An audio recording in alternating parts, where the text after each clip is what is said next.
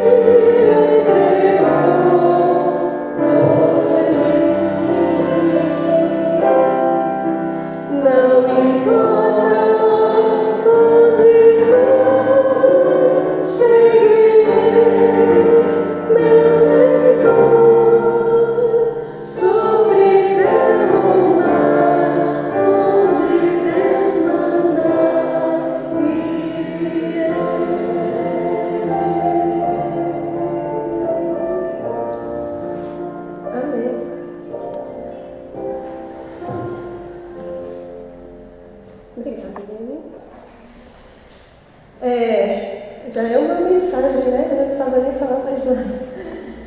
Mas, então, boa noite a todos. E é um privilégio e sempre uma responsabilidade estar aqui, né, à frente, no intuito de compartilhar assuntos sobre a nossa fé e da Palavra de Deus. Então, eu tenho optado, às vezes eu tenho falado aqui, eu tenho optado por temas inspirados nos hinos, né, ou nas músicas cristãs, para as minhas falas. E hoje não vai ser diferente. Então, eu escolhi essa canção, o título dela é Seu Plano Meu, mas eu acrescentei. Então, o meu tema é Seu Plano, o Meu Plano. Eu peço desculpas se em algum momento eu tossir, porque eu estou com um pouco de tosse, minha voz está fanhosa, talvez eu precise assoar o nariz, enfim, eu peço desculpas já antecipadamente. Então, como disse, o tema é inspirado nessa música. Essa música foi escrita na década de 50 por dois irmãos cristãos, eram batistas texanos, Bo Baker e Richard Baker. O texto dessa canção, ele reflete a nossa visão do mundo, né? A visão cristã do mundo, na qual Deus é o centro de todas as coisas, tem o domínio sobre tudo. E ela também expressa uma experiência pessoal, né? Obrigada. De nós cristãos, né? A experiência de nós cristãos de confiança no plano de Deus, que Ele é perfeito para nós e para toda a criação. Esse estudo, então, ele tem partes de conteúdos de pessoas, né? Eu só fiz um arranjo. Então, partes de conteúdo do pastor Israel Belo de Azevedo, Daniel Conejeiro, Anselmo Barros e Cris Russell, em publicações na internet. Os textos bíblicos que nós estamos selecionando para essa fala de hoje, então são 2 versículos. O primeiro é: pois isto é bom e agradável diante de Deus, o nosso Salvador, o qual deseja que todos os homens sejam salvos e cheguem ao pleno conhecimento da verdade. Isso está em 1 Timóteo 2,3. O outro versículo: ele te declarou, ó homem, o que é bom, e que é o que o Senhor pede de ti, senão que pratiques a justiça, ames a benignidade e andes humildemente com teu Deus. Isso é Miqueias 6:8. A nossa tese: Deus tem um plano para cada um de nós. Nós podemos seguir ou não. Contudo, nós encontramos realização e paz quando nós optamos por seguir e harmonizar os nossos planos aos planos que Deus tem para nós. Plano de Deus e expressões sinônimas. Então, na Bíblia, alguns vocábulos, eles aparecem se referindo ao plano de Deus. Então, nós encontramos decreto de Deus, vontade de Deus, conselho de Deus, propósito de Deus, pensamentos de Deus. Todas essas designações, na maioria das vezes, são expressões sinônimas para falar do plano de Deus. Então, muito bem, como disse, né, a canção é o nosso tema e também é o norte assim, da nossa ideia, né, do nosso pensamento. E o texto da música, ele aborda esse conceito teológico do plano divino, plano de Deus, ou propósito de Deus para a criação e para toda a humanidade. Todos os cristãos, os evangélicos, concordam que Deus tem um plano soberano, que se manifesta através do tempo, é revelado nas Escrituras, na vida de Jesus e na ação do Espírito Santo sobre a vida dos crentes. O texto da canção também aborda o conceito de que cada indivíduo tem um propósito único dentro do contexto maior do plano de Deus. Então, nós estamos incluídos no plano de Deus e Deus tem um plano para cada um de nós, que se encaixa nesse plano, né? Além disso, a canção enfatiza a entrega pessoal voluntária e a obediência espontânea ao plano de Deus, o que envolve a noção do livre-arbítrio, ou a liberdade dos seres humanos de fazer escolhas. O livre-arbítrio não é um consenso entre os teólogos e estudiosos, né? Mas nós cremos que o plano de Deus envolve uma interação da ação de Deus e da ação humana. E finalmente a canção aborda que mesmo em meio a possíveis lutas, tristezas, Deus não perde o controle do seu plano. e Ele nos conduzirá à paz e a bênçãos jamais experimentadas. Temos a certeza de que, independentemente das dificuldades, Deus está trabalhando para o nosso bem, conforme Romanos 8:28. Sabemos que Deus faz todas as coisas cooperarem para o bem daqueles que amam a Deus. Muito bem. Então, vamos ver sobre o plano geral e o plano específico, né? Então, nós que buscamos conhecer e praticar e fazer o que Deus quer de nós, é importante que a gente tenha essa noção, né? Que existe um plano geral que está revelado na Bíblia, né, nas Escrituras, e um plano específico que muitas vezes não está lá, né? Não está escrito lá na Bíblia, né? Mas acontece na nossa experiência individual com Deus, né? Acontece no decorrer, na trajetória da nossa vida. Então, a busca por conhecer e fazer a vontade de Deus envolve a gente ter essa noção. O plano geral. O plano geral, ele está relacionado a tudo o que existe, tudo o que acontece, diz respeito a toda a criação e a toda a humanidade. É o propósito eterno de Deus para o mundo, e aí inclui a criação, a redenção e a restauração final de todas as coisas, como nos é revelado na Bíblia, onde Deus também se revela tendo controle total sobre a história e o universo. Então, o propósito geral, o plano geral de Deus já está dado, é que todos os homens se salvem, razão pela qual Deus manifestou a sua graça salvadora, né, Jesus Cristo. Então, esse plano geral, a vontade geral de Deus, ela está dada. Então, nós devemos viver de modo santo e honrado, nós devemos viver para a glória de Deus. Então, são coisas que ninguém precisa ter dúvida quanto a essa vontade universal de Deus, né? Um crente, por exemplo, não precisa perguntar se ele deve se batizar ou não, ou se deve amar o próximo, que essas coisas essas respostas já estão todas na Bíblia, já estão dadas, né? E sim, nós devemos fazer essas coisas, pois são a vontade de Deus. O plano específico de Deus se refere ao propósito individual que Deus tem para cada um de nós, para cada pessoa. E aí envolve a vocação, envolve os dons, envolve talentos e as circunstâncias únicas de cada vida. Então, cada um de nós vive em determinada circunstância, né? E Deus trabalha conosco dentro da nossa circunstância.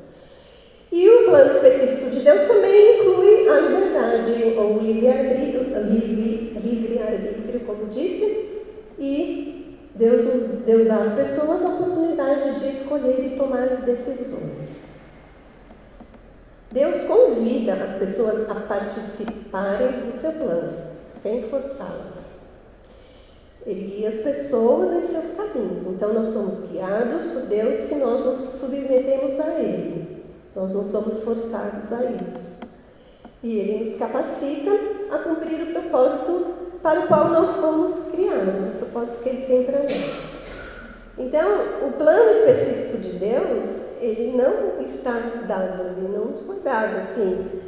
Você vai estudar na faculdade X, vai casar na igreja tal, no dia tal, com fulano de tal. Essas coisas não estão escritas, né? Nós vamos conhecendo o plano de Deus para nós à medida que nós o seguimos na nossa vida e à medida que a nossa vida também vai se desenvolvendo. Nós não devemos buscar o conhecimento do futuro e nem fazer da Bíblia uma bola de cristal. Mas o que nós devemos buscar é a orientação para o nosso presente. Então, nós precisamos da orientação de Deus para o plano específico de Deus. E esse plano de Deus, ele não é assim, um alvo certeiro e visível, né? Então, é aquela pessoa, né, que você vai casar, ou é aquele emprego que você vai trabalhar, né? Às vezes acontece, pode acontecer, né, Sônia? Mas Não é sempre assim, esse não é uma regra, né? O plano de Deus, ele exige de nós uma caminhada, né, no nosso dia a dia. E essa caminhada, ela tem desvios, ela tem paradas repentinas, curvas confusas, mas se os nossos corações estão dispostos a obedecer a Deus em tudo que nós sabemos e podemos fazer, então nós estaremos fazendo a vontade de Deus a cada passo desse caminho, né, da nossa caminhada. O pastor Israel Belo de Azevedo, ele deu assim duas características da vontade de Deus, né? Ela pode ser convocadora ou orientadora. Então ele diz assim que a vontade convocadora de Deus é um chamado específico de Deus para uma determinada área de serviço. Então, um pastorado, um trabalho missionário, uma carreira médica, uma carreira artística, jurídica, onde dons e talentos serão utilizados de maneira particular, ou até mesmo pode ser um chamado específico para nós atuarmos dentro da nossa família ou dentro da nossa comunidade. E quando Deus, ele diz que quando Deus quer algo específico de nós, ele nos chama e nos indica a tarefa. Então, realmente é um chamado específico, né? Os maiores exemplos estão na Bíblia, nas grandes chamadas. Então, Abraão, Moisés, Davi, Gideão, Pedro, Paulo e outros. Eles não tiveram nenhuma dúvida quanto ao chamado. Eles duvidaram se eram capazes de cumprir a tarefa para a qual estavam sendo chamados. Mas nunca duvidaram que Deus os estava convocando. E a outra característica é a vontade orientadora, né? Então aqui não é diferente desse chamado dramático, né? Deus chamou Moisés, falou para ele sair de lá e ir para tal lugar. Então é bem marcante, assim, foi uma chamada bem marcante. Mas a vontade orientadora de Deus, ela não é assim, né? Ela não tem essa característica. Mas ela é a maneira como Deus nos guia nas nossas escolhas, nos nossos relacionamentos, como nós usamos os nossos recursos, como nós nos comportamos para nos desenvolver pessoalmente. Então, refere-se à orientação e à sabedoria que Deus nos oferece para as decisões no nosso caminho da vida cotidiana. E aí vocês têm na folha uma ilustração de um rio, não sei se dá para ver, dá para perceber que é um rio, né? É um rio com as suas partes. E a canção, ela fala do rio, né? Que Deus dá para cada rio, ele dá um leito. E para nós, ele traçou um caminho. Então eu quero fazer destacar algumas semelhanças, né, entre essas partes do rio e a nossa trajetória de vida.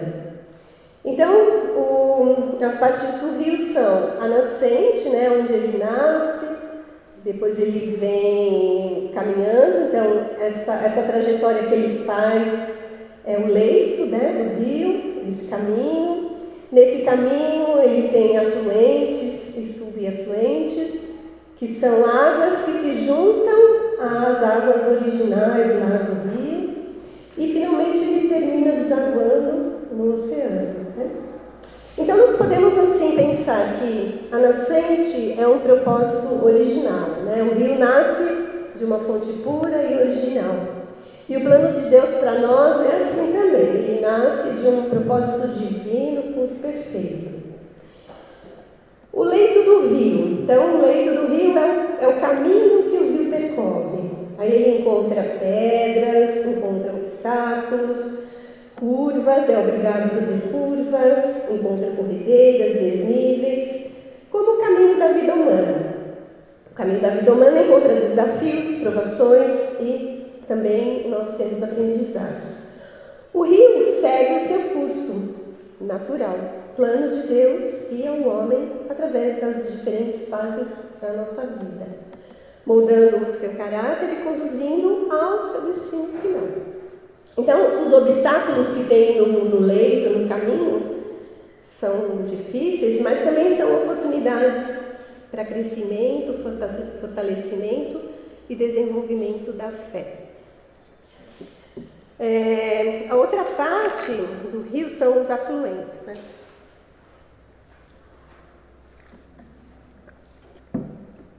E aqui nós podemos... os afluentes são águas que se juntam ao rio principal, e essas águas elas podem alterar o curso do rio e também a força da correnteza da água do rio. E esses afluentes, eles representam as influências e decisões que durante a nossa vida nós vamos tomando, ou as influências que nós vamos absorvendo, e elas vão moldando a nossa vida. As nossas escolhas e influências que recebemos podem impactar o nosso caminho em direção ao plano de Deus.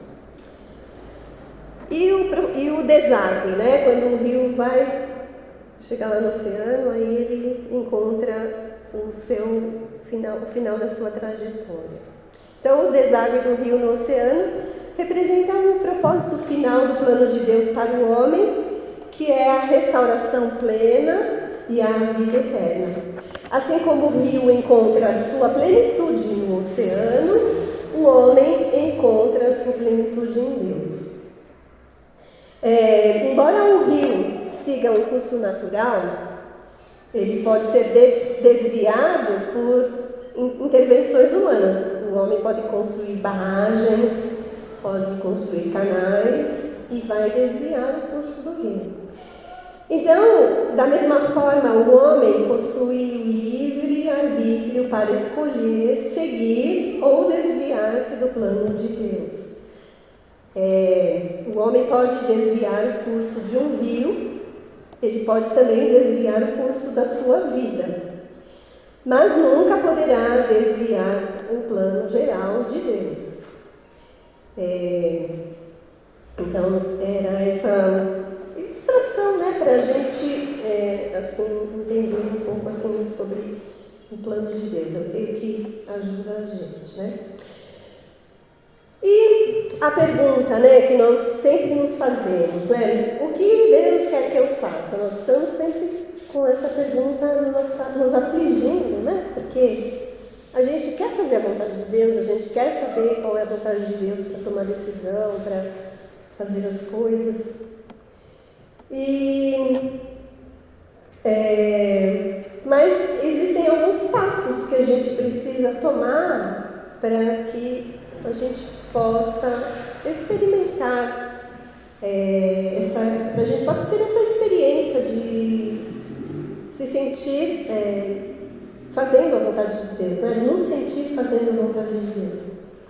Então, o pastor Israel e o Chris Russell, eles dão alguns passos para a gente conhecer a vontade de Deus, para a gente nos aproximar mais daquilo que Deus quer para a nossa vida, né? Do plano de Deus para a nossa vida. Então, passo 1, caminhar com Deus. Então, esse é básico, né? A gente já viu bastante, sabe que nós precisamos desenvolver um relacionamento com Deus, não apenas saber quem é Deus, mas viver uma experiência de relacionamento com Ele. E isso nós fazemos melhor, nosso relacionamento vai ser melhor se nós tivermos tempo de qualidade com a palavra de Deus, tempo de qualidade na oração, e aproveitando todas as oportunidades que a igreja nos oferece para orar e nos envolvermos com o estudo da palavra. Então, esse é o básico, né? A primeira coisa que a gente tem que avaliar se nós estamos indo bem nesse passo 1. Passo 2. E aqui não tem a importância, né? O 1 é mais importante, o 2 é mais importante, né? Mas eu creio que o 1 é o básico, assim, né? O passo 2 é obedecer o que já sabemos ser a vontade de Deus.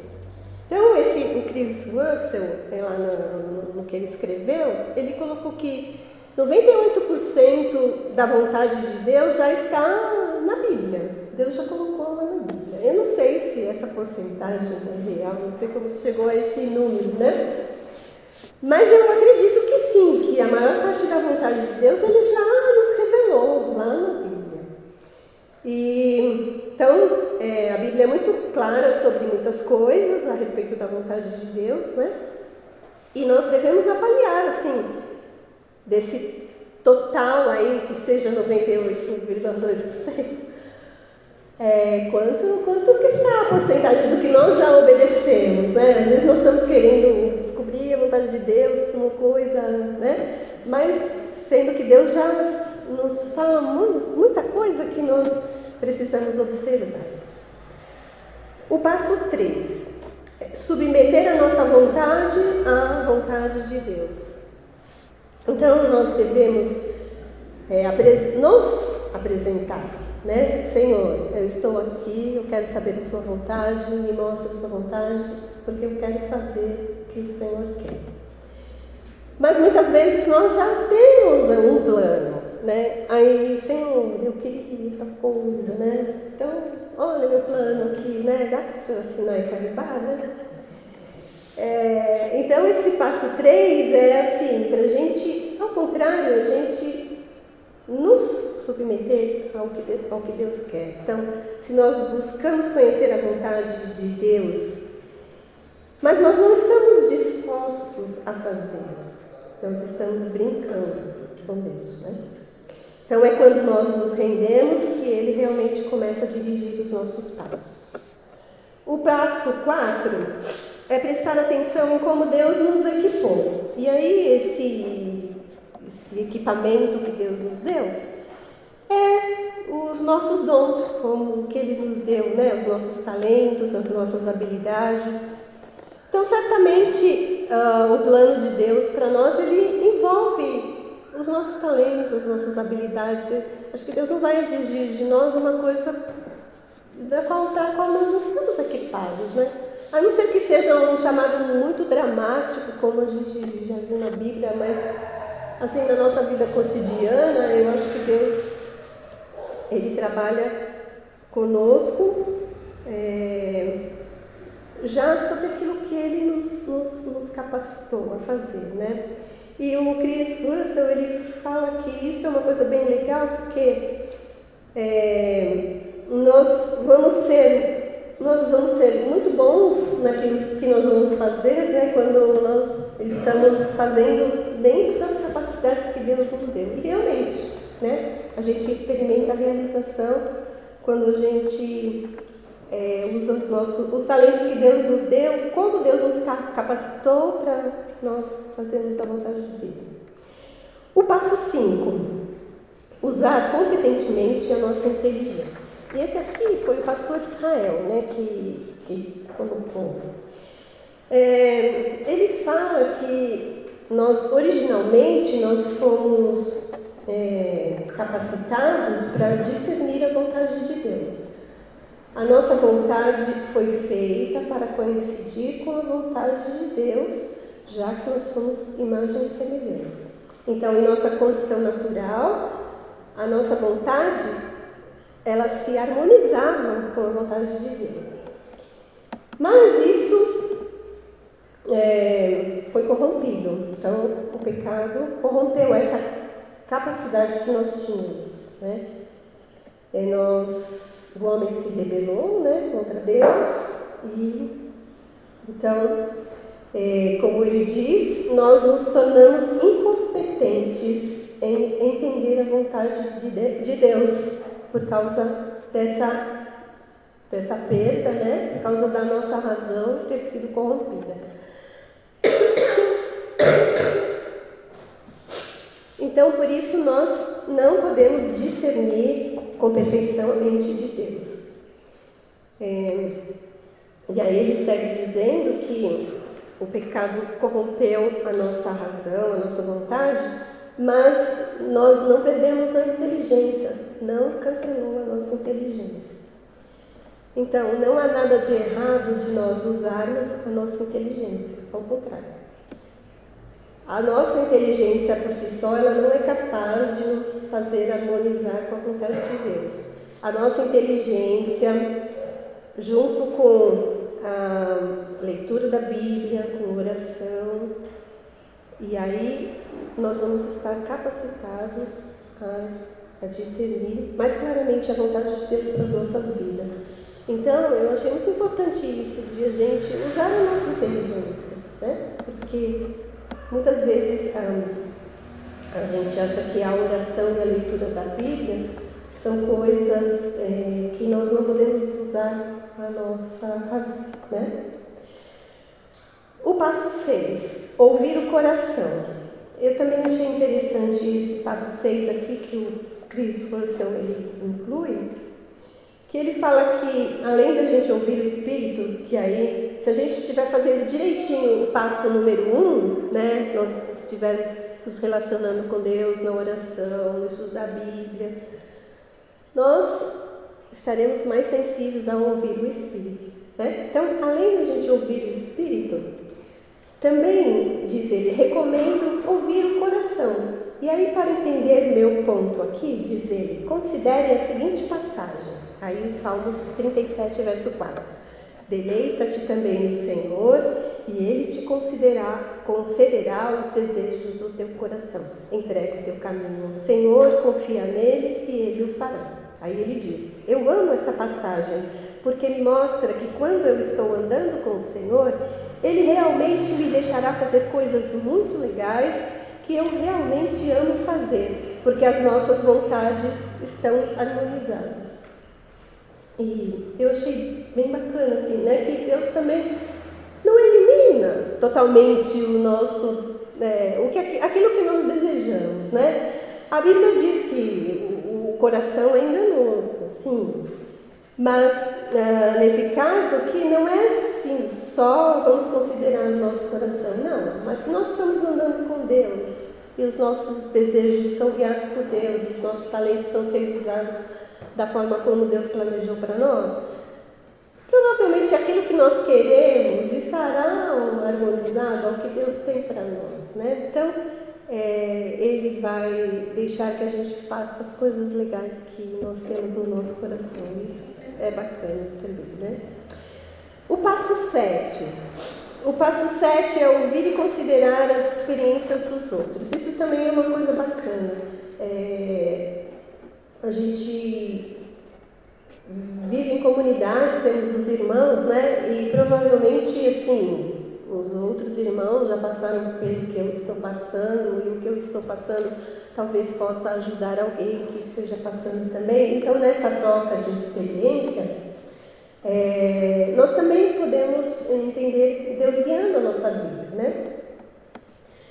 Mas, assim, sempre considerando as experiências dos irmãos, conferindo com as experiências que nós temos na Bíblia, dos personagens bíblicos, do que Deus fala na Bíblia, também orando, pedindo orientação de Deus, e tendo cuidado para nós não nos tornarmos dependentes das experiências e conselhos dos outros, porque nós podemos ir para o outro extremo de só fazermos aquilo que as outras pessoas nos dizem que nós devemos fazer, né? Então, nós devemos considerar, sim, a experiência dos nossos irmãos.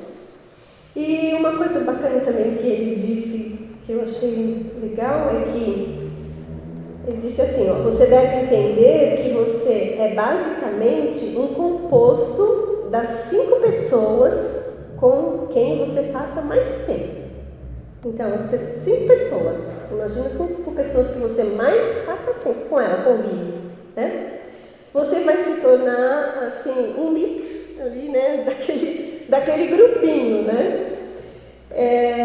E aí ele fala que, então pensando nisso, é importante que a gente escolha muito bem essas 5 pessoas, né, que a gente vai mixar com elas, né? Se você optar por se cercar de conselheiros piedosos, eles serão fundamentais para ajudá-lo a discernir o plano de Deus para a sua vida. Mas se você se cercar de pessoas que estão longe de Deus, aí a esperança de encontrar o melhor para a sua vida vai ser grandemente diminuída, né? A chance de você, com essas pessoas, você encontrar o que Deus quer para você. Então, portanto, ouvir as experiências dos outros, mas esses outros, né, que nós nos certifiquemos que esses outros sejam pessoas que amam a Deus. E aí o último passo, então, é correr os riscos das decisões. Então, a possibilidade que tomemos alguma decisão errada, ela existe, sim, né? Nós somos falhos, nós erramos. Mas quando nós estamos dispostos a agir segundo a vontade de Deus, mesmo que erremos, Ele cuidará de nós. Então, nós devemos, em todas as decisões da nossa vida, buscar a orientação de Deus e tomá-las de acordo com o que Deus quer de nós. E, finalmente, concluindo, olha, eu estou no horário. O plano de Deus para cada ser humano é que cada um venha a conhecê-lo e aceite a sua salvação, sua oferta de salvação. É o texto que nós lemos no início de 1 Timóteo 2:3. Ele nos criou para termos comunhão com Ele, e quando rejeitamos a reconciliação que Ele oferece, nós vivemos em conflito com o seu plano para nós. Além da salvação, Deus também planejou boas obras para cada um de nós, de acordo com os nossos dons, as nossas forças e as oportunidades que cada um de nós temos, de acordo com as nossas circunstâncias. Ele já nos mostrou o que é bom. E o que nos pede é que pratiquemos a justiça, amemos a misericórdia e andemos humildemente conectados com Ele. Né? O texto de Miqueias 6. Assim fazendo, certamente estaremos cumprindo a sua vontade. Conhecer a vontade de Deus não é prever o futuro, mas pedir sua orientação para o nosso presente. Ele nos orienta quando estamos dispostos a seguir a sua orientação. E a vida é uma jornada com propósito, desafios e oportunidades de crescimento. E o plano de Deus é um guia seguro para a plenitude e a paz. E a canção termina assim: em seu querer encontro paz na vida e bênçãos que jamais gozei. Embora venham lutas e tristezas, eu tenho fé que Deus me guiará. Amém. Amém.